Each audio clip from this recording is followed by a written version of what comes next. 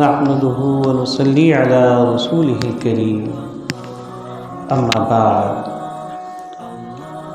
عن عقبة بن عامر رضي الله عنه قال رسول الله صلى الله عليه وسلم أملك على لسانك وليسع بيتك وابكي على خطيئتك رواه الترمذي أو كما قال رسولنا صلی اللہ علیہ وسلم۔ حضرات کرام، السلام علیکم ورحمۃ اللہ وبرکاتہ۔ خطبہ مسنونہ کے بعد ترمذی شریف کی ایک پیاری اور مقدس حدیث پاک آپ حضرات کے سامنے عرض کرنے کی سعادت حاصل کی ہے کہ جس میں معلوم کیا گیا اللہ کے رسول صلی اللہ علیہ وسلم سے کہ اے اللہ کے رسول، یہ بتائیے کہ نجات کس چیز میں ہے، کس چیز میں نجات ہے۔ حضور صلی اللہ علیہ وسلم نے فرمایا کہ اپنی زبان کے اوپر قابو رکھو، بلا ضرورت گھر سے باہر نہ نکلو، اور اپنے گناہوں کے اوپر رویا کرو۔ یہ تین باتیں حضور صلی اللہ علیہ وسلم نے بیان فرمائی۔ سب سے بنیادی چیز زبان ہے۔ فرمایا کہ زبان کے اوپر قابو رکھو، کیونکہ زبان ہی کے ذریعے اخلاق کا بھی مظاہرہ ہوتا ہے، زبان ہی کے ذریعے بد اخلاقی کا بھی مظاہرہ ہو جاتا ہے، زبان ہی کے ذریعے اللہ کا ذکر بھی ہوتا ہے، اور اسی زبان سے گفتگو کے اندر، مجلسوں کے اندر ناواقفیت کی وجہ سے، لا علمی کی وجہ سے، دانستہ یا نادانستہ کچھ ایسے جملے بھی نکل جاتے ہیں کہ جو گرفت کا اور اللہ کے عذاب کا اور اس کے غصے کا سبب بن جاتے ہیں۔ چنانچہ ہمیں احساس بھی نہیں ہوتا، ہم سوچتے ہیں کہ نہیں معلوم یہ کیوں پریشانی کا معاملہ ہے، نہیں معلوم یہ مسلسل کیوں پریشانیاں ہیں، یا اس طرح کے پریشان کن معاملات کا سلسلہ چل رہا ہے۔ تو یہ کہیں نہ کہیں ان باتوں کی وجہ سے بھی اللہ کی ناراضگی کا سبب بنتا ہے۔ ہمارا اس طرح کا بولنا، اس طرح کے جملے ادا کرنا کہ جو ہم نادانی میں کہہ جاتے ہیں، غصے میں کہہ جاتے ہیں، اور ہمیں اس کے اوپر احساس بھی نہیں ہوتا، اور ہمارا ذہن بھی اس طرف نہیں جاتا کہ ہم نے ایک بات غصے میں آ کر اپنے فلاں عزیز کو کہہ دی تھی، یا جیسے مثال کے طور پر ہم نے اب کسی بچے سے یہ کہا کہ کم نصیب، بعض لوگ کہتے ہیں کم بخت، تو یہ جو کم بخت جملہ ہے یا کم نصیب کسی کے حق میں بولنا، ابھی عصر بعد بھی حدیث آئی تھی، یہاں بڑی اچھی باتیں آتی ہیں، اس لیے کوشش کرا کریں کہ اللہ کے رسول کے اور اس کے ذکر میں بیٹھا کریں، موقع جتنا بھی ملے رکا کریں، 5 منٹ کی بات ہوتی ہے، زیادہ نہیں ہے۔ تو حضور نے اس حدیث پاک میں بھی فرمایا ہے، جو یہاں بھی وہ حدیث گزری درس میں عصر کے بعد ابھی 2 روز پہلے، کہ کسی شخص نے کسی کو یہ کہا کہ کم نصیب، یا تیرا برا ہو جائے، تو تباہ ہو جائے، تو برباد ہو جائے، تو ہلاک ہو جائے، اس طرح کے جملے جس سے اس کو نقصان پہنچتا ہو جانی یا مالی۔ حضور نے فرمایا اگر وہی وقت اللہ کے دربار میں مقبولیت کا ہے، وہی وقت اللہ کے دربار میں مقبولیت کا ہے، تو وہ بد دعا اللہ کے دربار میں جا کر مقبول ہو جاتی ہے۔ اب تو کہہ گئے غصے میں، کہہ گئے کسی شخص کے لیے جذبات میں، لیکن دل سے نہیں چاہتے تھے، یا اولاد کے لیے کہہ دیا۔ کون ماں باپ اپنی اولاد کے لیے تکلیف سوچیں گے یا ایسی بات سوچیں گے کہ جس سے ان کی اولاد کو ایذا پہنچے، تکلیف پہنچے؟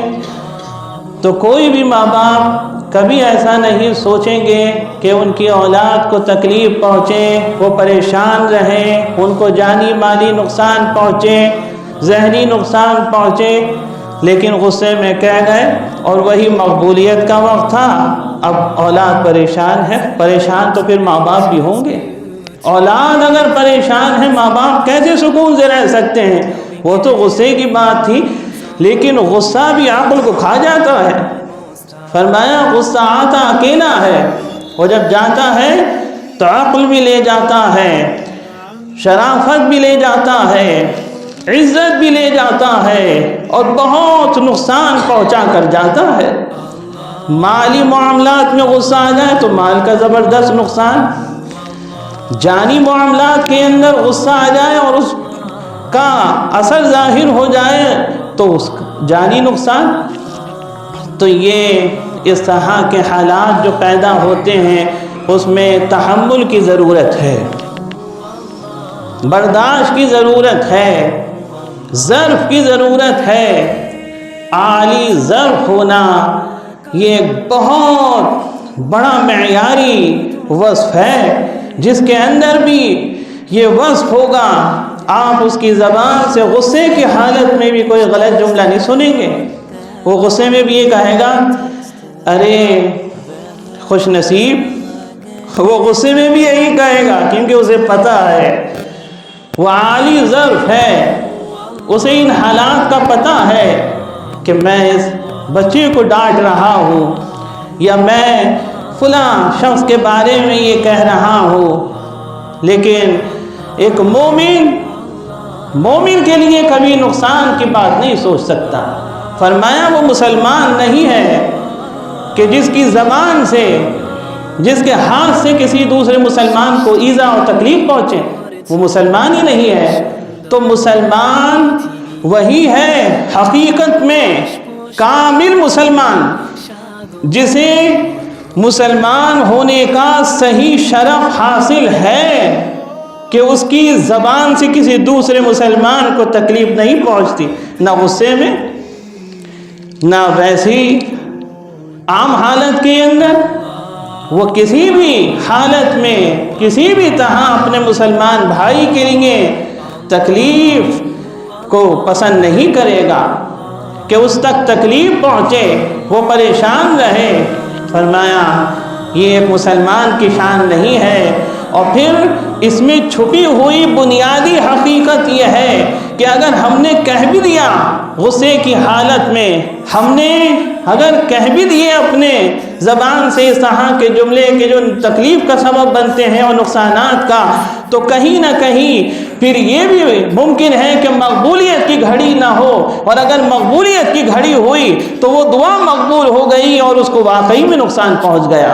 تو اس کا حقیقی اور بنیادی جو نقطۂ نظر ہے وہ یہی ہے کہ ہمیں غصے کی حالت میں بھی یا ویسی حالت کے اندر کبھی کسی کے حق میں ایسا جملہ نہیں کہنا چاہیے، کسی کے حق میں ایسی بات نہیں بولنا چاہیے کہ جو اس کے لیے جانی یا مالی نقصان کا سبب بنے۔ حضور نے بنیادی بات کی طرف توجہ دلائی اور ترغیب دلائی اور نصیحت فرمائی کہ املک علی لسانک، فرمایا اپنی زبان کے مالک بن جاؤ، زبان کے اوپر قابو حاصل کر لو۔ زبان پہ قابو حاصل کرنا یہ بہت مشکل کام ہے۔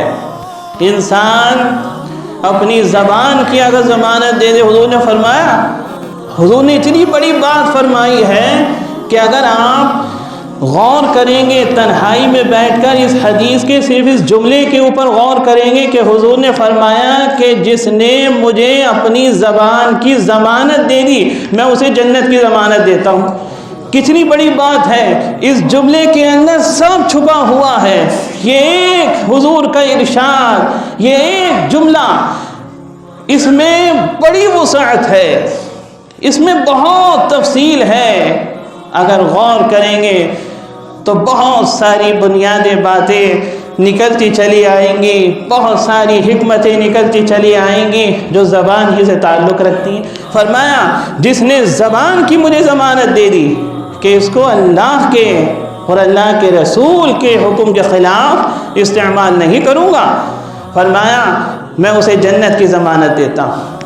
لیکن اس میں زیادہ تر کمزوری نظر آتے ہیں، زیادہ تر بندے اللہ کے کمزوری نظر آتے ہیں، کیونکہ اس کی محافظت بڑا مشکل کام ہے، اس کی حفاظت بہت مشکل کام ہے۔ اللہ تعالیٰ زبان کی حفاظت سب کو عطا فرمائے۔